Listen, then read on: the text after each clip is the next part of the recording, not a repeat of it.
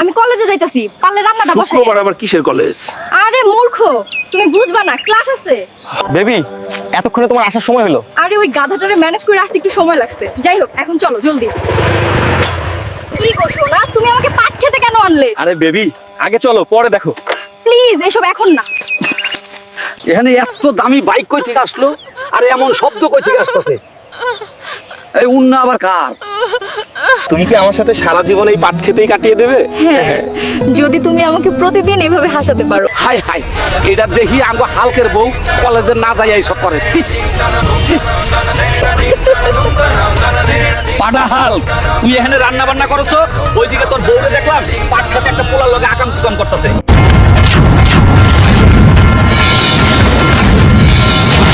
এই, এখানে বসে আছো কে? ভাতটা কি রান্না করছো? কি গো, কি হইছে, তোমার মন খারাপ?